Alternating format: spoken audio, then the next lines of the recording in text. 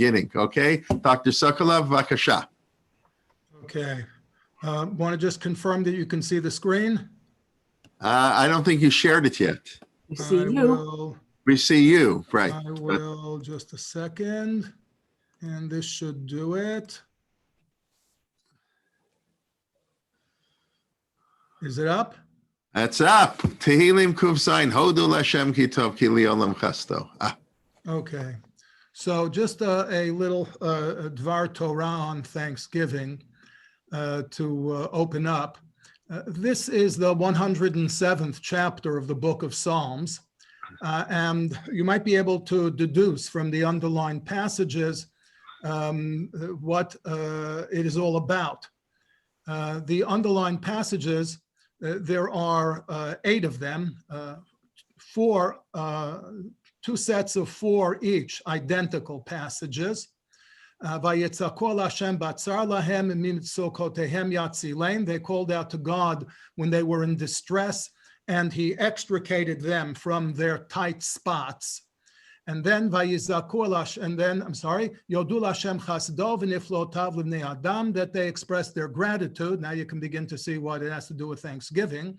They expressed their gratitude to God for his grace and for the miracles that he performs for people.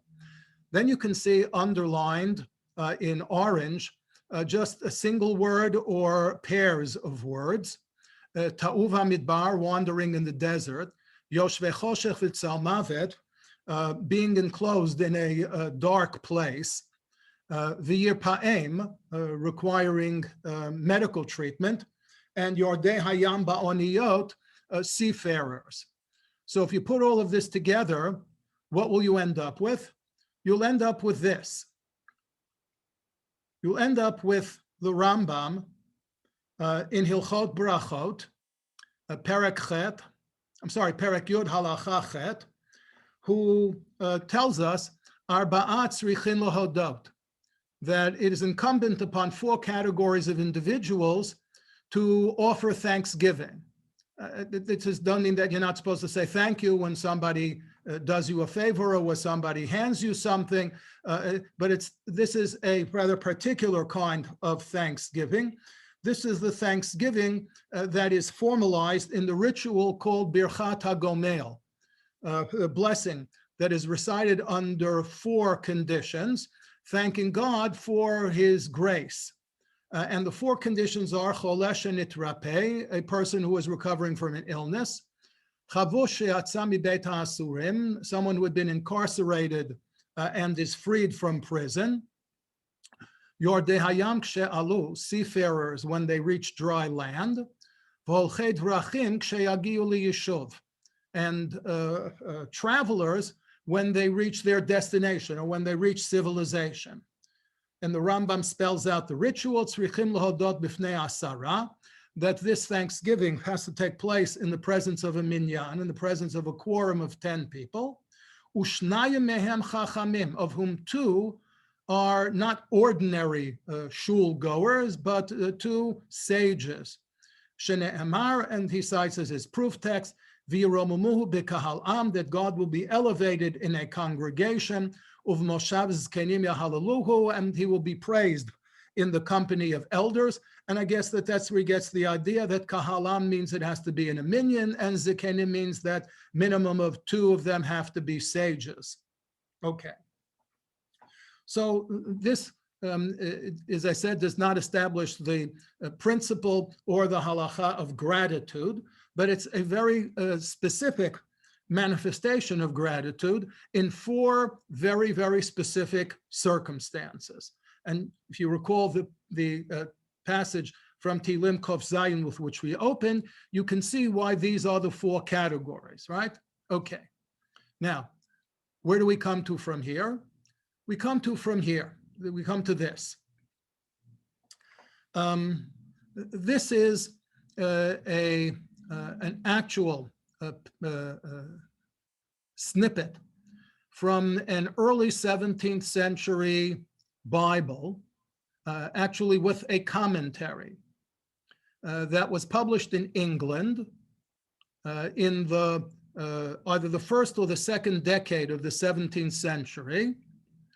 and it is in a Bible that is known to have been in the possession of one of the people who sailed on the Mayflower.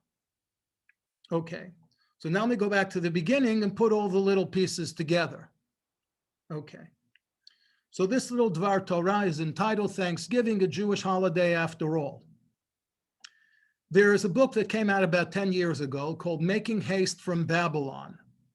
It was written by a British historian, Nick Bunker, and what he did was that he inquired into the English backgrounds of the people who sailed on the Mayflower. Okay, apparently his field of interest or of expertise are the Puritans, and he went into the towns and into the parish records of all of the people who are known to have sailed on the Mayflower so that he could tell us something about them and about what motivated them in their sailing to the Western Hemisphere. And amongst the things that he revealed in his book is an item that I found to be fascinating and of particular significance. Fleeing from persecution in England, the pilgrim passengers on the Mayflower brought along their principal source of religious inspiration and comfort, the Bible. One particular edition of the Bible, published in 1618, is known to have been in possession of none other than William Bradford, who would later serve as governor of the Plymouth colony. This edition was supplemented by a commentary, annotations, that had been made by a late 16th, early 17th century Puritan scholar by the name of Henry Ainsworth. Shortly after their landfall in November 1620, Bradford led the new arrivals in thanking God for the safe journey that brought them to America. And what he did was he led them in the recitation of verses from Tehillim Kuf Zayin, from Psalm 107.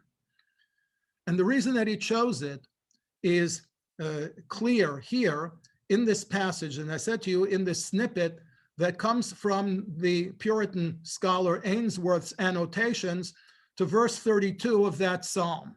That verse is the one that says, V'yaromumuhu b'kahal am, the one that Rambam cited as his proof text, Uv'moshav zkenim yahalaluhu. And on that verse, Ainsworth said the following. I give you a moment to look at it and see if you can figure out this old English script and figure out which letters are really the lowercase f and which are really disguised as a lowercase f, but really are doubled s's. To make it a little easier, I transcribed it. And what Ainsworth wrote is as follows. From this psalm and this verse of it, the Hebrews have this canon, that is to say, this rule, what we would call a halacha.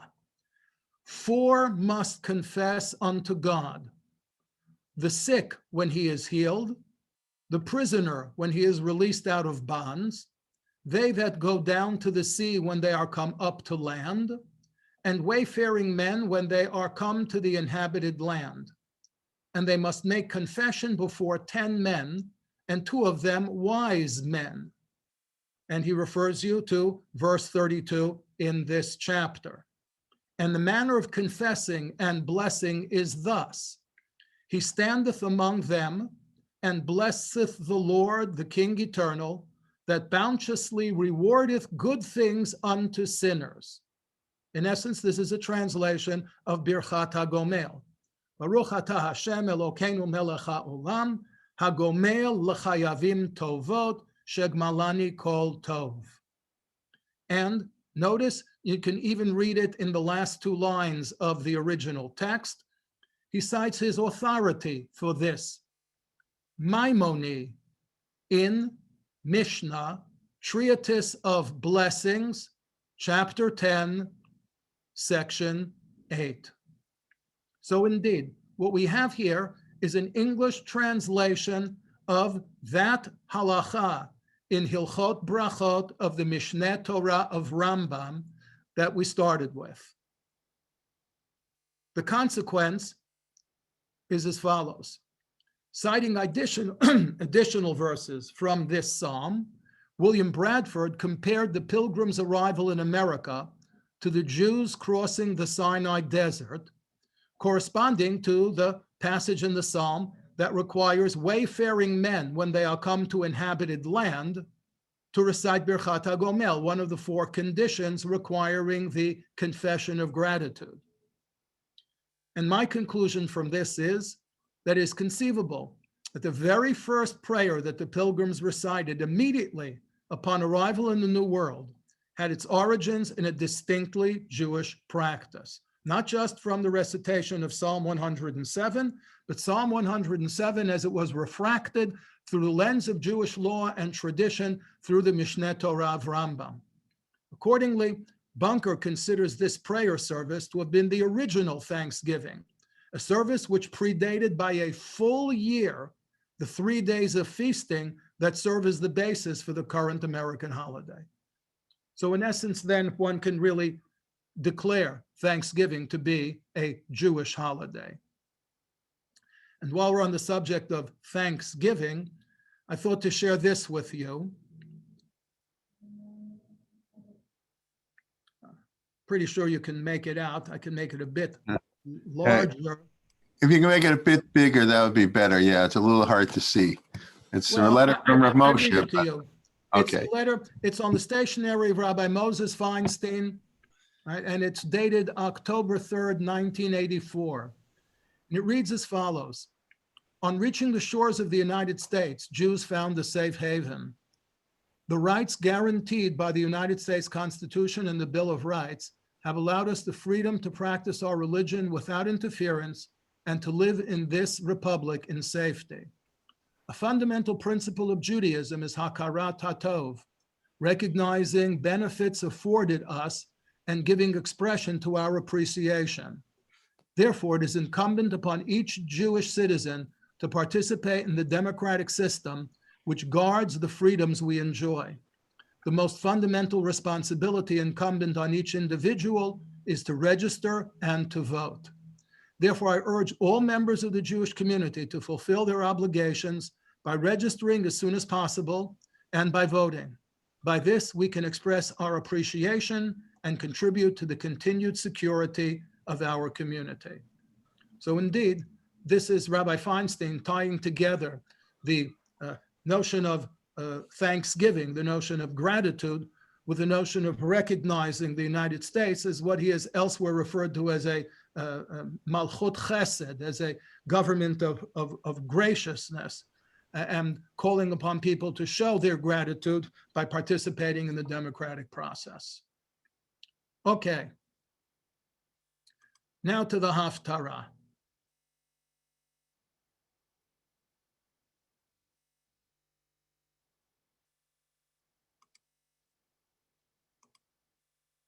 Ooh. I'm sorry. Here we go. Much better. Much better. Okay. So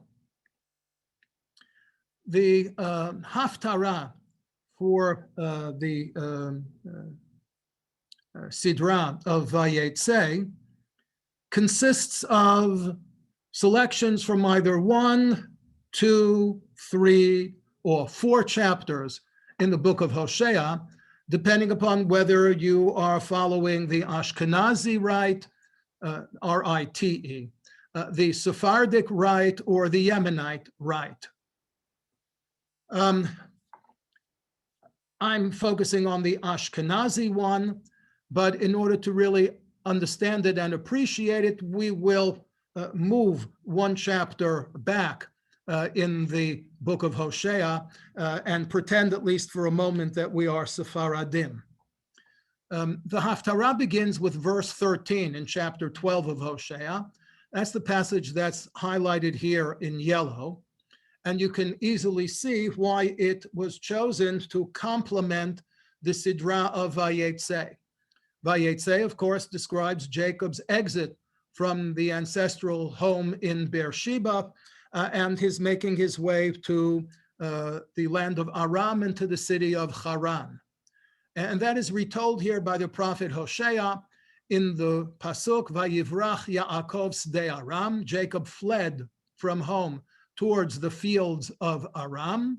Vayavod Yisrael Biisha, and there he served his uncle Lavan in exchange for marriage to his daughter Rachel. Uvi Isha Shamar. And then, as we know, when Lavan tricked him and gave him his daughter Leah instead of the anticipated Rachel, Jacob then consented to serve an additional period of time in exchange for that marriage. And that seems to be the sense here of Vayavod Yisrael Biisha, that he worked a period of 7 years in order to marry one woman. And then in addition, Biisha Shamar, he worked an additional period of 7 years in order to marry her sister. That's really all that the Haftarah has in common with the Sidra, at least according to the Ashkenazic custom. It gets a little better if we revert to the Sephardic tradition, and we go back to the beginning of chapter 12 in the book of Hosea, where after a couple of opening verses that continue the message of the prophet Hosea from the previous 11 chapters, in which he takes aim specifically at the northern kingdom of Israel, the kingdom that was known as the kingdom of Ephraim, to distinguish it from the southern kingdom, which was called the kingdom of Judah, kingdom of Yehudah, because Hosea lived in the northern kingdom. And therefore, his attention was directed primarily, though not exclusively, to the northern kingdom, to the kingdom of Ephraim, also known as Yisrael. There in verse 3, it says, V'riv Lashem im Yehudah, that God isn't only contesting the behavior of the northern 10 tribes, God is also contesting the behavior of the 2 southern tribes, Judah and Benjamin. V'lifkod al Yaakov kidarachav, that it is God's intention to punish Jacob according to his deeds, k'ma alalav yashivlo, and to treat him or to recompense him in accordance with with what he has done. And here we get another link to the Sidra, not to this week's, it's actually to last week's, but at least it strengthens the association between the Haftarah and the historical figures of Yaakov and Esav. It reminds us about our ancestor Jacob, Babetem, in his mother's womb, Akavet Achiv, he held on to the heel of his brother Esav, Uva Ono, and by virtue of his strength, Sarah et Elohim, he was able to prevail over an angel. Right? That's the story we will yet come to about Yaakov's wrestling match. Vayasar el Malach, in which he took on an angel, Vayuchal, and he overcame him. Bacha vayitchanen lo, the angel, as it were, made supplication to Jacob, right? He said, Shalcheni, you got to let me go, right? And then subsequent to that, God then was reunited with Jacob on his return from the land of Aram to his ancestral land in Beit El, the same location in which he had dreamt his wonderful dream on his way out of the country. Beit El Yimtsaenu, there God found him. Visham Yidaber Imanu, and there God renewed with Jacob the promise that he had made to Jacob's father Isaac and to Jacob's grandfather Abraham about giving the land of Israel to his descendants. So if we were Sephardim, by the time we got to Vayivrach Yaakov Sdei Aram, we wouldn't be scratching our heads wondering where all of a sudden did the patriarch Jacob come into this story. We would know that he was part of the narrative previously. Okay. Now, Hosea then continues, and immediately after reintroducing us to the patriarch Jacob, he tells us, "Uvenavi he'elah Hashem et Yisrael mimitzrayim," by means of a prophet, God took the Jews out of Egypt. Uvenavi nishmar. Now, nishmar, of course, is a play on the word shamar that appeared in the end of the previous pasuk, and it seems to denote some sort of a reciprocal understanding or agreement. Jacob serves and God serves. So it seems to imply that if Jacob serves God, then God will reciprocate, which of course there is a converse, and that is, of course, if Jacob fails in his observance, then God, as it were, is released from his promise. Okay. Hichis Ephraim Tamrurim, coming back, as I said, to Hosea's favorite subject of rebuke and of chastisement, the northern kingdom of Ephraim. Right? Hichis Ephraim Tamrurim, Tamrurim from mar, from bitter. Ephraim has angered God bitterly. Vidamav alav yitosh, therefore his blood, Ephraim's blood, will be cast upon him. That is to say, he will suffer the consequences of his actions. The cherpato yashiv lo adonav, and his shame, his embarrassment, his reproach will be returned, will be given back to him by God.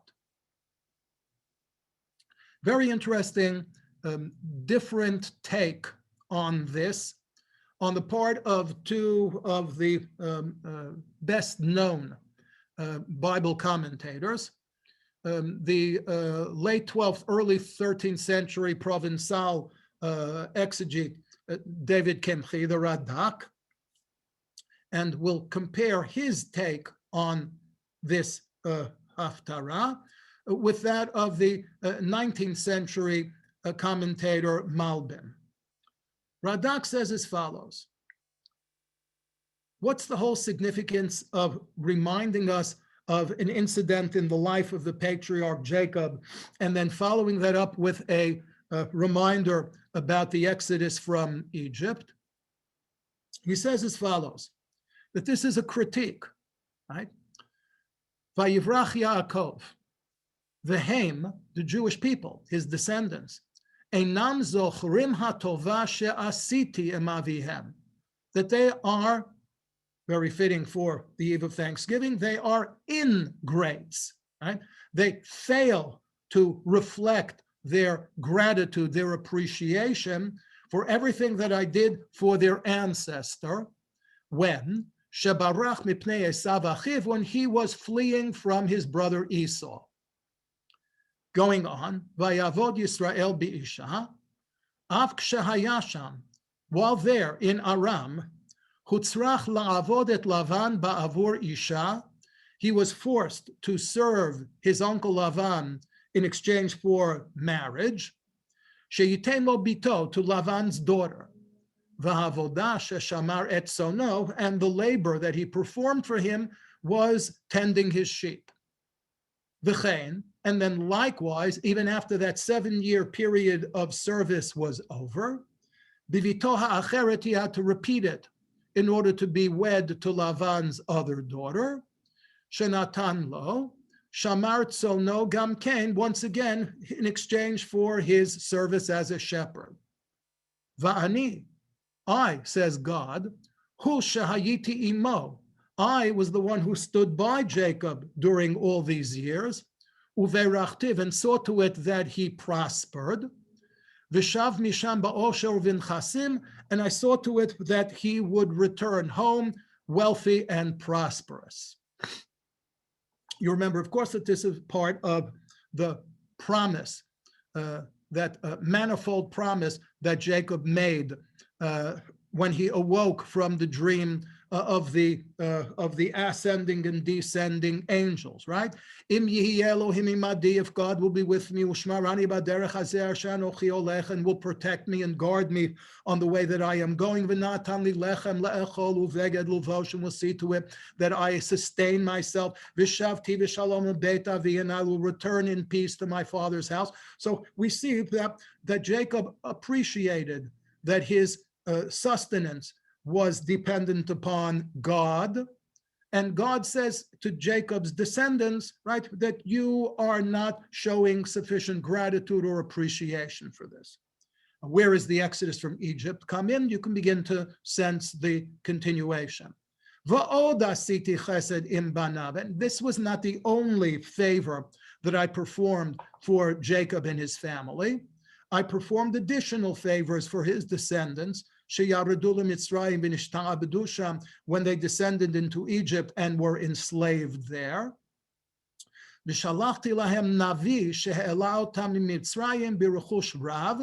And I dispatched an angel, a messenger, who extricated them from Egypt along with considerable wealth. And of course, that was Moshe, that was Moses. And what is Uvnavi Nishmar? Arba'im shana shayu bamidbar. And God didn't, as it were, snap his fingers and they were transported magically from the feet of the pyramids. From the feet of the pyramids to wherever it is, pick your favorite place in the land of Israel. They spent 40 years in the wilderness. And during the 40 years that they were in the wilderness, Nishmaru, they were protected al Yedei Navi by Moses. Shanatati lahem v'lo chasiru davar, and Moses is the one who saw to it that they wanted for naught. They were thirsty, right? Gave them water. They were hungry. He brought them quail. He fed them manna.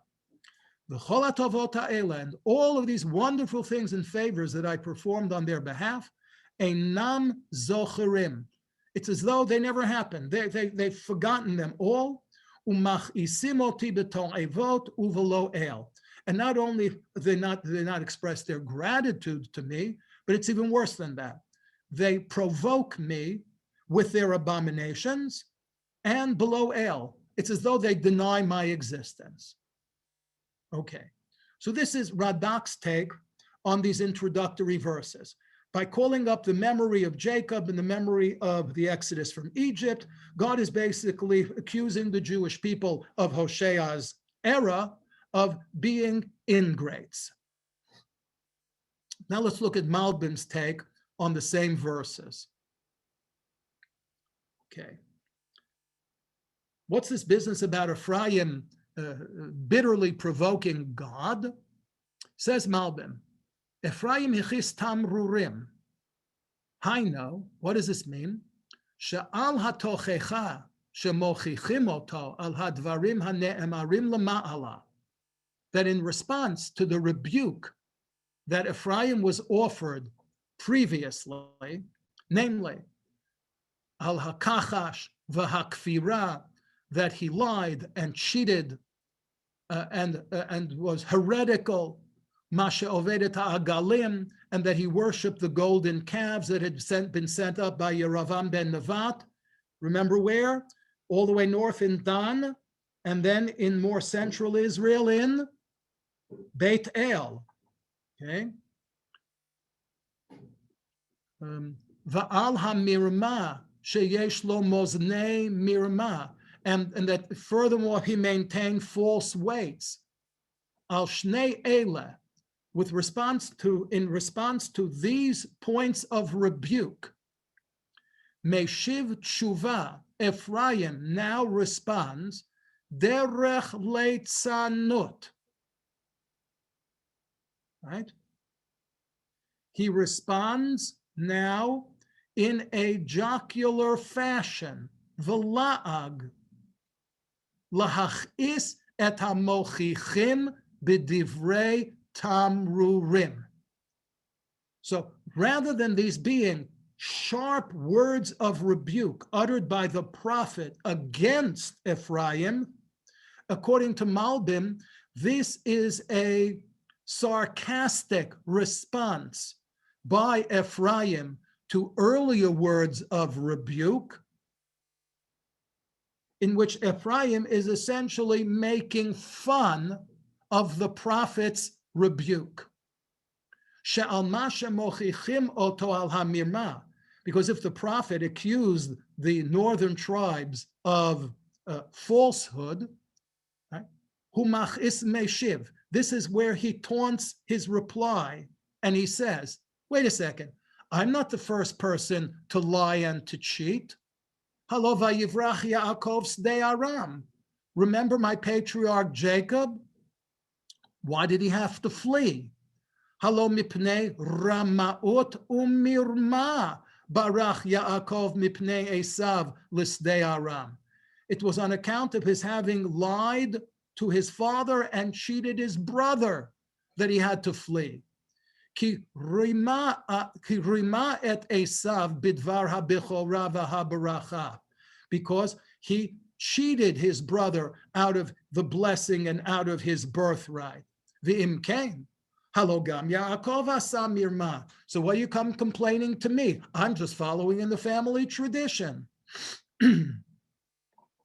Furthermore, v'alo v'yavod Yisrael bi'isha u'v'isha shamar. Subsequently, Biyoto b'veit Lavan, when Jacob was serving in the house of Lavan, avad ba'avur isha shehi Rachel, Lavan rima oto v'natan lo et Leah, v'nitkayem hamirma biyado, ki akarkach shamar et hatzon shenit bi'isha acheret. So here too, this is in response to an act of trickery. V'utzrach lishmor ba'ad shtei nashim, forcing him to serve 2 periods of service. V'im kain, kvar haya harama'ut nahug mimei avotenu. So trickery wasn't even confined to Jacob. Trickery was widespread during the patriarchal period. And now, the second one, neged ma shehochichu otam al hakachash v'ha'agalim she'asu. In response to the prophet's rebuke of the northern kingdom for worshiping the golden calves, Hayom Yeshivim, how would the Ephraimites respond? Shehem tzrichim el emtsa'i beinam levein Hashem. Hey, don't fault us, they would say, for seeking an intermediary between ourselves and God. Sheken, be'et she'asu Yisrael et ha'egel, because when the Jews made the golden calf, the original golden calf, why did they make it? They said, Aseh lanu Elohim, right? Sheyelchu lefanenu. We need something to go before us. Ki zeh Moshe ha'ish asher alanu me'eretz Mitzrayim lo yadanu mehaya lo. We need something to replace Moses. Shetchila, because previously, Moses served as an intermediary between God and themselves. But when Moshe appeared, I almost said appeared to have disappeared, seemed to have disappeared from them. They manufactured the golden calf to substitute for Moses. Whereupon, on the strength of which the Ephraimites also argued,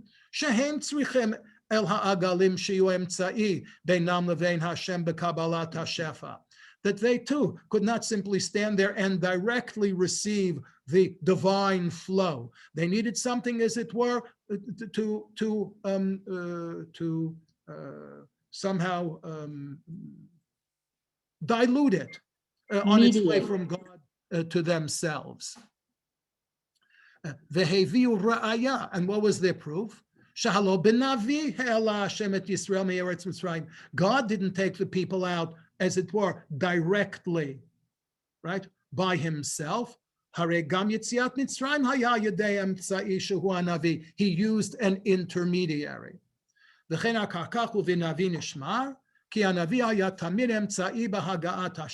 prophet was always the intermediary through whom the divine flow reached the people. That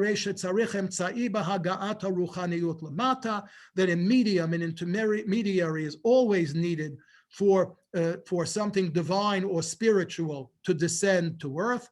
V'al ken hem osim et ha'agalim, and that is the purpose for which they manufacture the golden calves. So Radak and Malbim indeed have two very, very different takes on the mood in which we find ourselves in this Haftarah. Radak again emphasizes the contrast between God's past favorable treatment and Israel's present ingratitude, while Malbim sees it as Israel's defense of its present misdeeds through its reliance on what really appear to be past misconduct. Okay. And now we can move into the balance of the Haftarah. And since we know that we're not going to be looking for allusions to, or even for that matter, literary or linguistic links to the Sidra, we can just simply take it as an excerpt from the book of Hosea and see what there is in it for our edification. So he continues on now into the 13th chapter, of which there are 14 in the whole book. And he says that when Ephraim spoke, there was trembling. He exalted himself in Israel, but when he became guilty through Baal, through his worship of Baal, Vayamot, right? He basically had a death sentence imposed on him. Va'ata, and now Yosifu lachato, people continue to sin, or maybe even Yosifu doesn't mean continue, it means to have even more, they sin even more. Vayasulaim masecha mikaspam, and out of their own money they went ahead and they made molten images.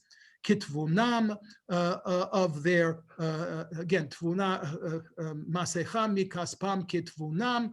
What did they translate it here? They made molten images of their silver, right?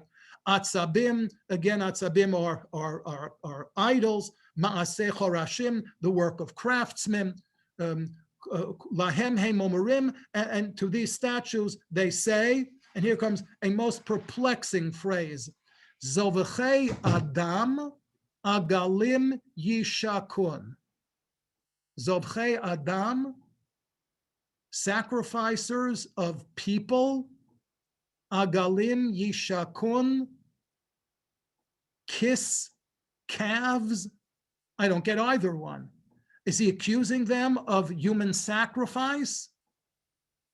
Okay, that would at least fits the meaning of the word Zovchei Adam, but there is no evidence for the practice of human sacrifice by Jews, not only in the kingdom of Judah, which was relatively God-fearing during the First Temple period, but even amongst the northern tribes, there's no evidence of human sacrifice.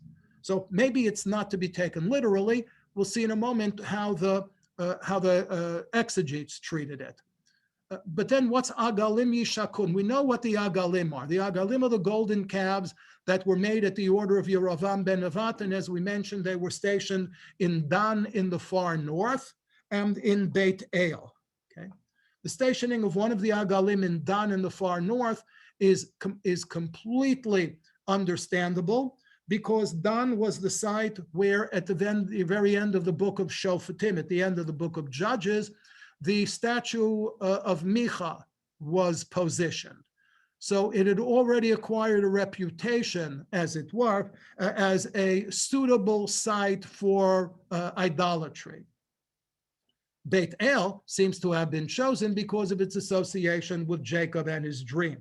That is to say, Jacob declared it to be a Beit Elohim and Sha'ar HaShamayim. So where better to place a golden calf, especially if you are arguing that the golden calf is not divine in and of itself, but is essentially an intermediary, a medium through which you can reach God, there certainly is no better place to position it than on a site that was declared to be Sha'ar HaShamayim, the gateway to heaven. Okay. Or a synagogue in Toronto. Okay.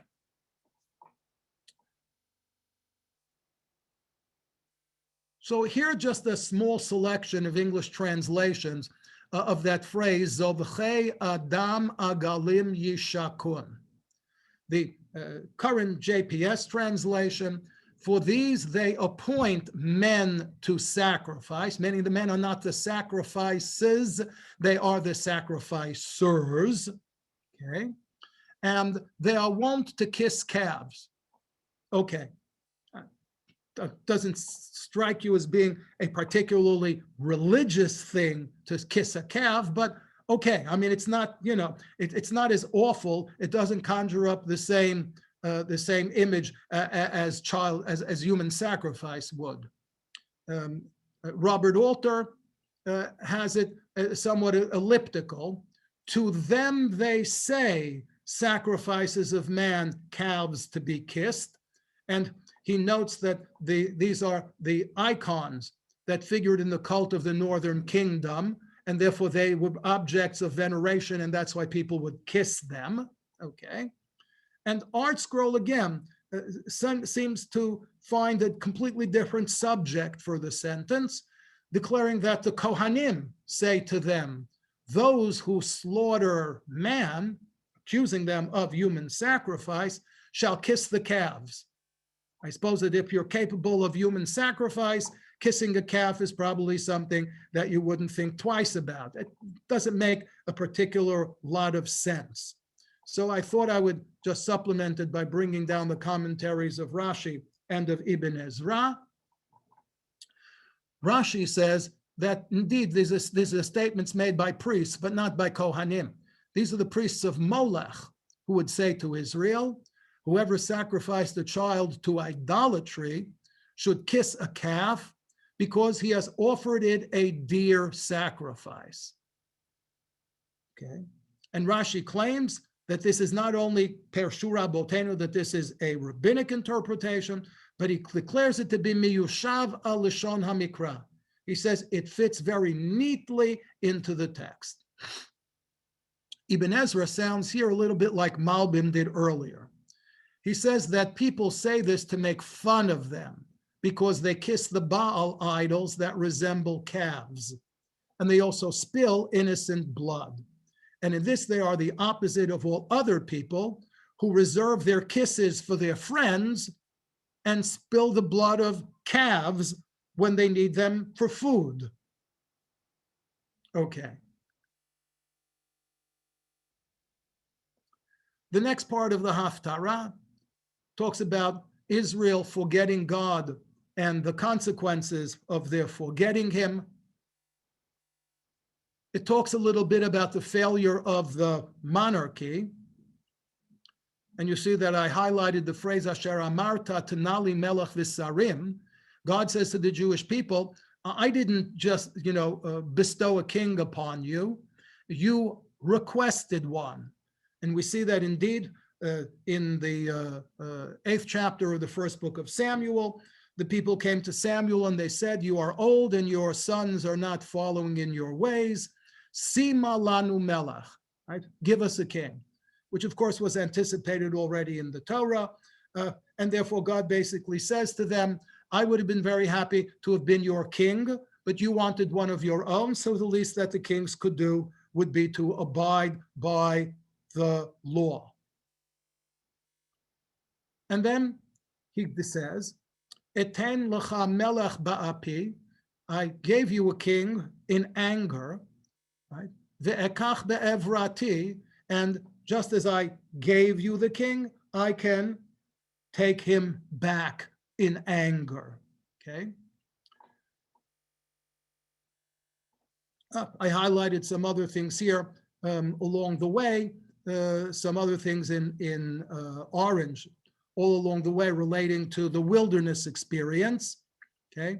An easterly wind coming off the wilderness that's going to dry everything up, right? V'yevosh mikaro, it's going to dry up even the wells. V'yecharav ma'ayano, and it will dry up even the springs, okay? Just some proof texts for easterly wind being an instrument of God's vengeance, so to speak. And then we come to the very end of the book of Hosea, which is actually a haftarah in and of itself. The haftarah of the Shabbat between Rosh Hashanah and Yom Kippurim is called Shabbat Shuvah, not Shabbat Teshuvah, even though it's certainly suitable for the Aseret Yemei Shuvah, but it's actually Shabbat Shuvah because the Haftarah is drawn from the last chapter of Hosea, Shuva Yisrael ad Hashem Elohecha ki chashalta ba'avonecha, calling upon the people of Israel in general, but the northern kingdom of Ephraim in particular, to return, to repent, to return to God, because they are stumbling in sin. And then the prophet Hosea says to them, when you return to God, don't come empty-handed, so to speak. Kechui machem, take something along with you. Well, what do you take along to God? You're not going to take along a gift, right? You're not, as it were, going to take along a contribution to make to God's favorite charity, right? What do you take along when you return to God? Devarim. You take along words. Vishuvu el Hashem, when you return. Imru elav, and what should you say to him? What words should you speak to him at this moment of return, at this moment of repentance?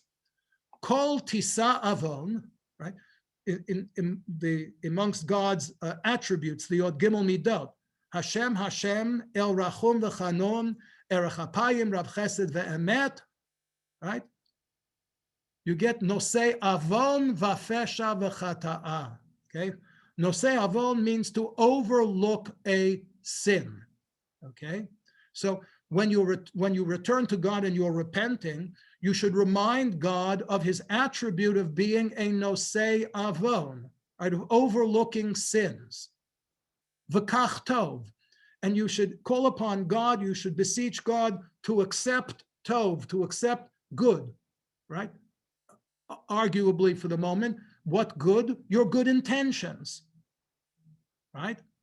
But then there's a closing phrase, u'neshalama farim sifatenu, and our lips will repay or will replace the parim, the animals.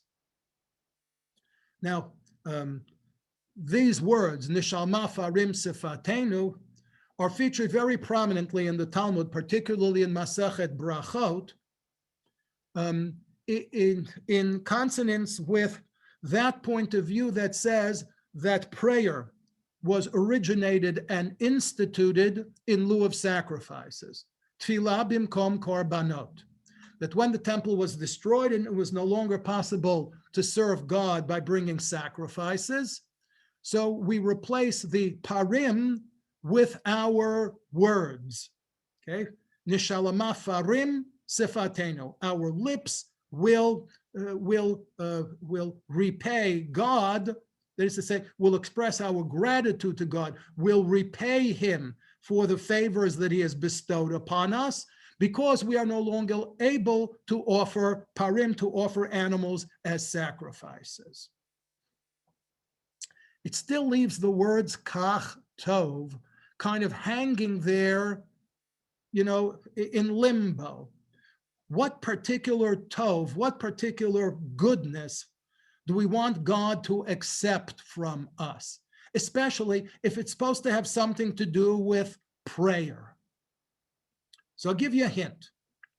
We're looking here at the word tov in its alphanumeric version, gematria.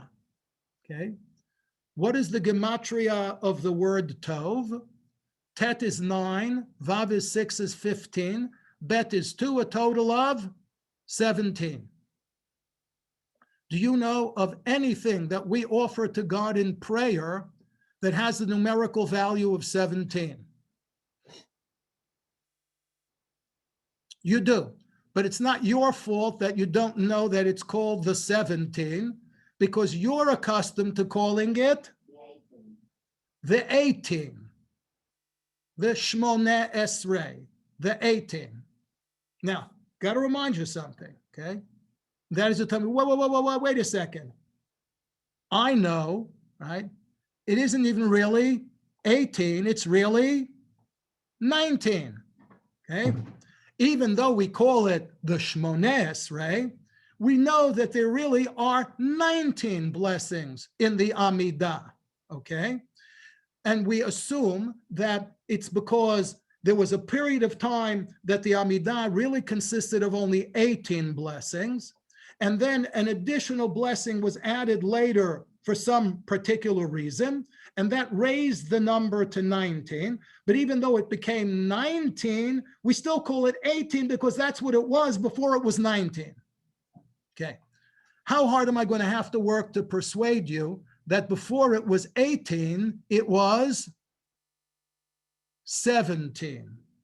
And then it went from 17 to 18 before it went from 18 to 19. You don't have to take my word for it.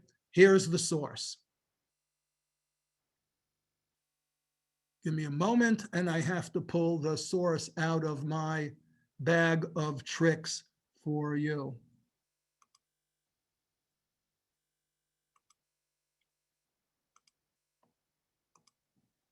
Okay, here we go, right?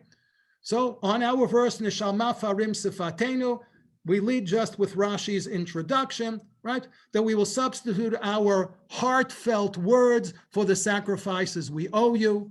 Radak in the same manner, in lieu of parim, in lieu of bulls, we will render to you our vidui, our oral confession. You desire repentance, divrei tshuva, more than even sacrifices, because even sacrifices are futile if they are not accompanied by an expression of regret and remorse. Okay.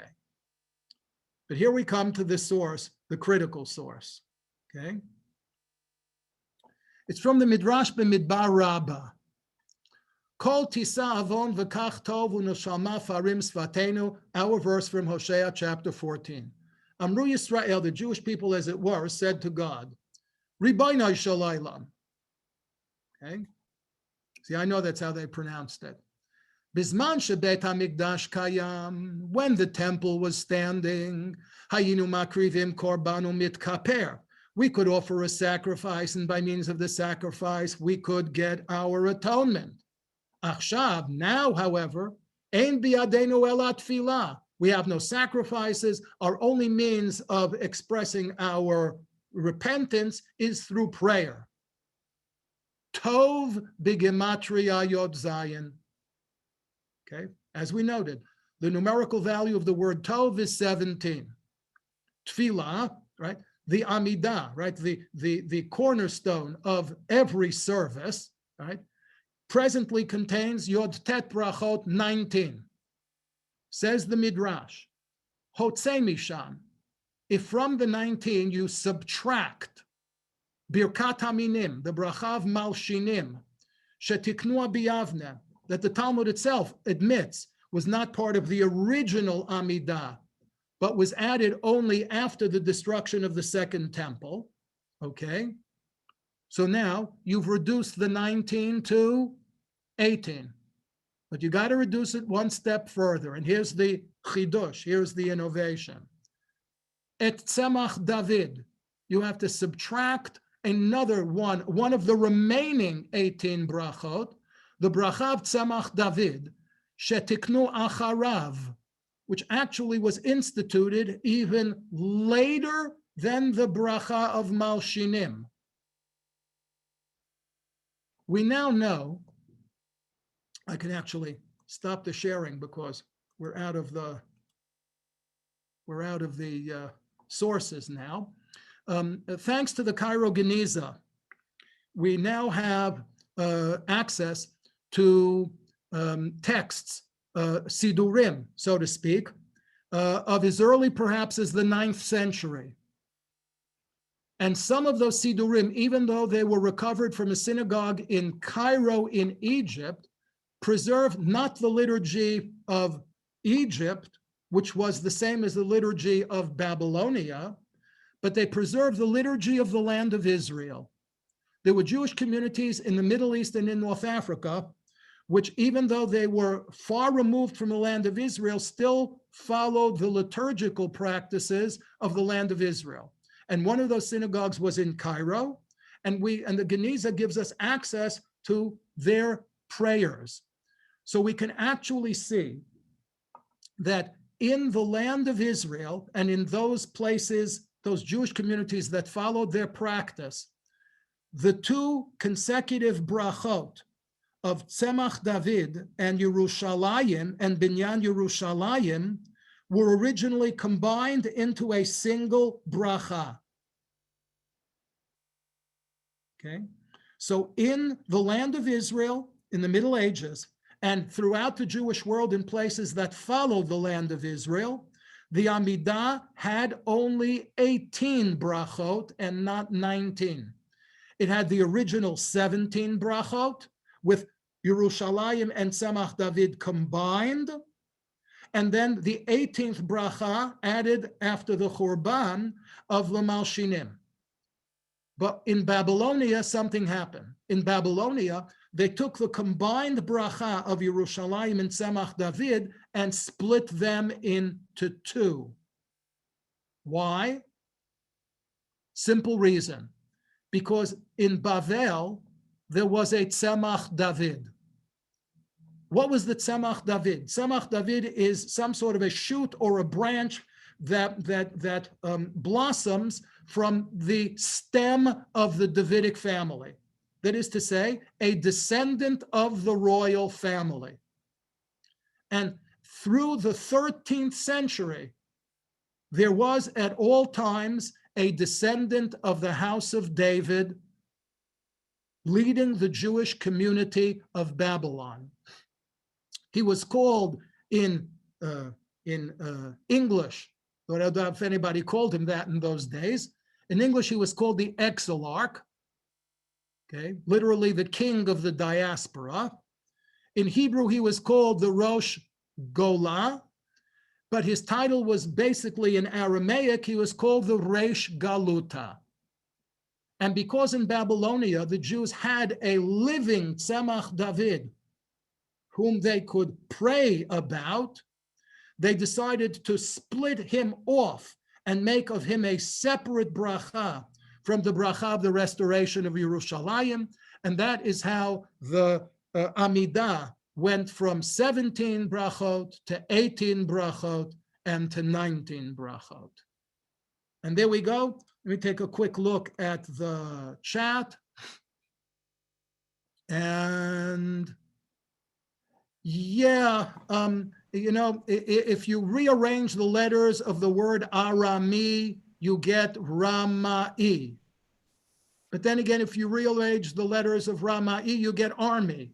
So I'm not particularly, sure, how. Yeah, it's a homily. You know what it is? It's a mnemonic device. It's a mnemonic device. If you want to remember the name of the person who was such an accomplished trickster that he was able to pull the wool, as it were, even over the eyes of Jacob, then if you think of Ramai, then true memory will tell you, oh, it was Lavan Ha'arami. So I thank you for that observation.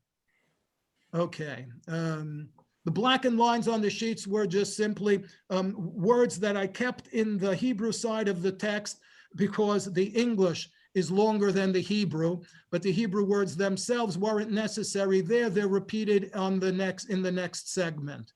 Any other examples of gematria as the pshat of a verse? I don't think it's the pshat of a verse, but I can give you another example offhand. If you may remember back a couple of weeks ago, actually about a month ago, in the Sidrav Lech Lecha, when Abraham went out in pursuit of the 4 Mesopotamian kings who had kidnapped his nephew Lot, it says that he gathered together his retainers, who numbered how many? I think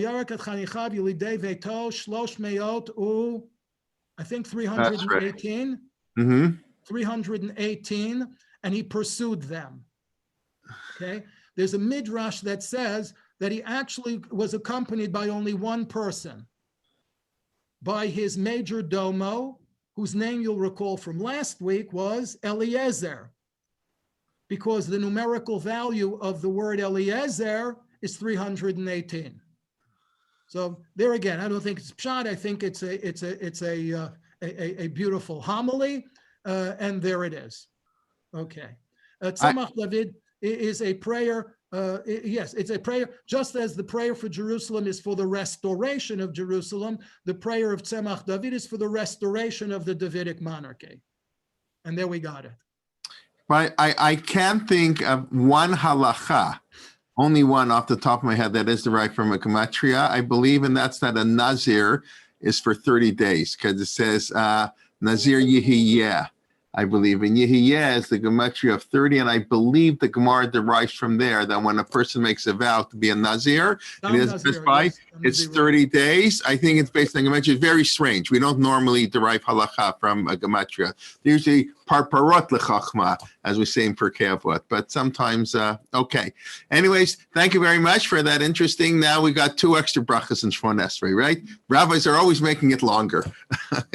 Okay, anyways, thank you very much. Tomorrow morning, you kicked, oh, by the way, somebody did ask if you could send me this source sheet. I mean, what you did on Thanksgiving at the beginning. I'll send you a link. It's something, I published this online. It used to be something called Jewish Ideas Daily. So I did this about 8 or 10 years ago. I'll send you the link. Okay, because somebody asked me for it, yeah, so privately. And of course, tomorrow morning at 11 a.m., Zev Elif will be talking about getting a footing in America. It's our first Thanksgiving, shiur. And the second at 12:30, Ari Zivitovsky on the kashrut of turkey and exotic birds. So I invite everybody. Like I've been mentioning, you do have to register. It's a different login. So if you haven't registered yet, please go and do so. One registration for the 2 shiurim, but you do have to register once. And then tomorrow night, the regular registration like this, Rabbi Daniel Karofkin, the Beit BAYT, will be giving the Parshat HaShavua shiur.